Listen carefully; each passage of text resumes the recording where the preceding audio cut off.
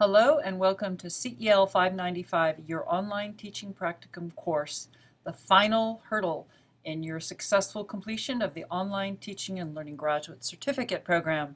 And as Dr. Julia Parra, one of your instructors, is known to say, you can do it. I am Dr. Susie Bussman, and I will be co-teaching this course with Julia. And here is our full contact information. A lot of you already have us in your Skype contact list and have probably looked at some of our information, but there it is once again. If you're watching this course tour video, that means you've successfully logged into this course and you are working on completing the first bulleted item on your Getting Started list. Yes, please read the syllabus and actually reread the syllabus, noting any questions you might have. If you find any misinformation, please let me know. Of course, I had to go through and edit this course, and I might have missed a few things. It's always good to catch those things and correct any misinformation. Yes, review the schedule, and you'll notice that there are fast track and regular track schedules, which we'll be taking a closer look at. You will start with Unit 0, your orientation module, and please mark on your calendar Tuesday, May 28th from 5:45 to 8 p.m. That's next Tuesday, to attend the online orientation for this course, and bring your questions with you. I'm going to click over here on the course navigation to announcements. We do use announcements extensively in this course, and so we are in student view, and you should see two announcements: a welcome and getting started announcement and a practicum orientation webinar announcement. And we sure hope that you can make the practicum orientation. If you can't, it will be archived. But check your announcements regularly in order to keep up with what's going on, especially if you're in the fast track. The syllabus, as labeled here, has a complete guide or overview about the practical aspects of this course. There are no books required for this course, but yes, definitely pull out your OTL, CEL books from previous courses and dust them off because you'll be needing them. We will be using, of course, the QMR standard, but we will be using the standards for 2011-2013. So when I click on that link, it takes me to annotated version of the Matters rubric. It's the most latest version. You'll probably want to download this and print it out. Over here under File, Download As. You can choose your format, but it's good to have it as your guide on the side as you do your QMR reviews, of which you will be doing a number of them throughout the practicum.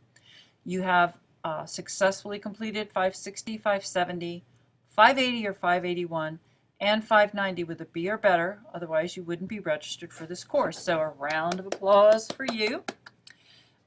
If you go and visit these other links, and I am not going to click my way through, but you'll find a lot of useful information, a lot of it review, but it's always good to refresh and review. So what are you expected to do in terms of assignments for this course? You need to complete a course syllabus and a course schedule. You will be required, or your practicum course will be required to have a 1-week Getting Started module unit. It can be longer, but it must be a minimum of 1 week. You must have 3 weeks of learning content from soup to nuts or start to finish with content, activities, and assessment components built in, and it can be longer if you wish.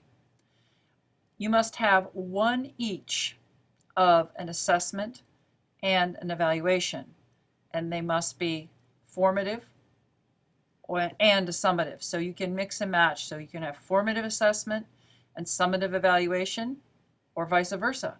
Summative assessment and formative evaluation, but one of each kind of combination.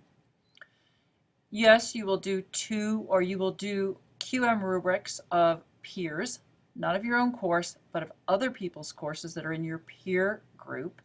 And so you will do a first one that's only your 3-point standards, and then the second one will be a full review of all standards. You will be responsible for a course rationale and you can go look at that assignment, the scenario, the rubric. You do a draft version, and then you do then you do a final version of that assignment. You must pass, your course must pass the QMR, final QMR review, the full review, at that 85% benchmark per the QMR regulations, which means that your course has to earn 81 of the total 95 points to meet that threshold, and your course must meet all 3-point criteria. The rest of the syllabus is there for you to review, and a lot of it should look pretty familiar. I'm going to move along now. I've already talked a lot, and I'm going to click on modules, and I'm certainly not going to click on everything in the modules. That is your job, but I am going to take a look at the grading. That's usually of big interest to everybody.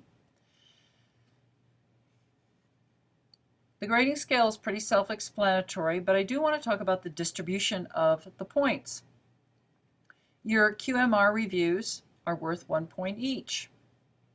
Your draft course rationale is really, it's going to say in the grade book you get points, but you're going to see that's the points that you earn on the final course rationale that's going to earn you the whatever your grade is, and it must be a minimum of the 23 points, and that's 27% of your grade. Obviously, passing your final, having your course pass the final QMR review is where the bulk of passing this course comes. So that's at 70%. We have a point range of 112 to 134 points for an A+, and you have many opportunities to earn extra credit points. If you volunteer to share your course or components of your course, and there are 2 sharing sessions, that is worth a point.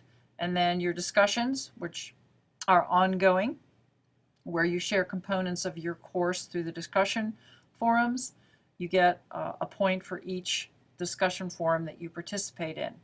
So there is our point spread with, of course, if you earn more than that 134 points, which is possible, you get an A++, but we can't put that in the book, the grade book, except as an A+.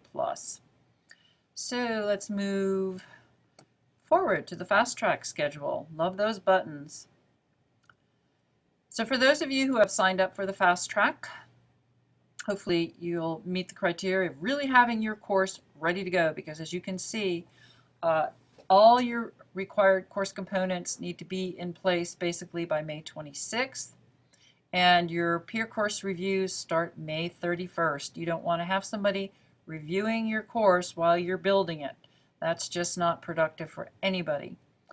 You have the option to post and respond to the discussion boards, and as noted, optional extra credit throughout your practicum, which runs basically the month of June. Your peer course review number 1 is due May 31st. You have a turnaround time to make any revisions, improvements per the feedback, June 3rd. That's when that is due. And what happens is you are in a peer review group, and you are going to be reviewing the courses of the members in your group, and they are going to be reviewing your course. So you're not going to be reviewing your own course. Hopefully you've already done that in part, if not in full, in CEL 590. Your practicum, if you are in the fast track group, runs June 4th through the 19th. Your draft course rationale is due during that time. Your Connect course sharing, which is once again one of those optional activities, is June 11th, which is a Tuesday, from 6 to 7, and there is a link to the sign up area off the modules. And your instructor's review of your course will be given back to you by June 11th, so that you have more guidance on improving your course, so that when you do when your course is reviewed with a full review the second time by your peers, and then also your instructors, do your final revision after you submit your final course as per the schedule on June 26th. Your final course rationale is June 28th. So you have that June 20th through 26th to make those final course revisions per the feedback provided to you. Now the regular track schedule is really all the same assignments. The difference in the regular track schedule, moving right along, please, in structure, let's go. The bulk of your month of June is spent in the discussions and actually getting your course ready so that after the break from July 1st to July 7th, you will do your practicum and complete the course. So your due dates are basically at the end of the next month. And I'm going to get back to the modules. They're pretty self-explanatory. You need to click and find your stuff. Now, if you can see the discussions are listed there. There are learning guides for the 5 units that make up the course. And you will notice that on the titles it says FT and RT. FT meaning fast track and RT meaning regular track, if you wonder what those abbreviations are for. The next thing I'm going to direct your attention to is people. Here are the members of our course, and we're going to click on View User Groups because this is where you join your peer review group. But unfortunately, we're not seeing the class. Oh, because I'm going to leave Student View so we can see this. I don't know why we're not seeing it in your version, but anyway, so here I am in this area. Here are the peer review groups, and it's a matter of just dragging and dropping your name to the peer review group. If you paid attention or you remember from reading the instructions in the module that you are to have 3 people in a group, and it may be that we have 4 people in 1 or 2 groups depending on what our final head count is. This is also where you sign up, drag and drop for the peer course sharing session. The first one is in June, the second one is in July, and for the first one, people in the fast track will have dibs, and then for the second one, there's only regular track people left. Another thing about your peer review group area that I want to stress is this is where your group does their collaborations. So if this learning management system would take me to this area, but here I am in peer review group 1. This is where you create your collaborations to do your group QM review number 1 and QM review number 2. And you can, of course, do your announcements and so on in this area. Now let's go find the template, and that is actually in the main course collaborations. So now I'm back in the main course, clicking on collaborations, and voila, here is the QM course review template that you are to copy and paste. So it's that select all and Control A, or yes, Control A, there it is, and then you would do Control C to copy it and then Control V to paste it into your collaboration area. Well, I see that my time is running out, and I've certainly gone on long enough, and so we just want to once again welcome you to the course. Make sure that you do all your getting started items by the time the orientation rolls around, because Unit 0 orientation does run through May 28th, and come prepared to that May 28th online orientation with your questions, because if you have that question, undoubtedly somebody else does. So for right now, it's ciao, adios, arrivederci, sayonara, and I'm signing off, and we're looking forward to having you in this course.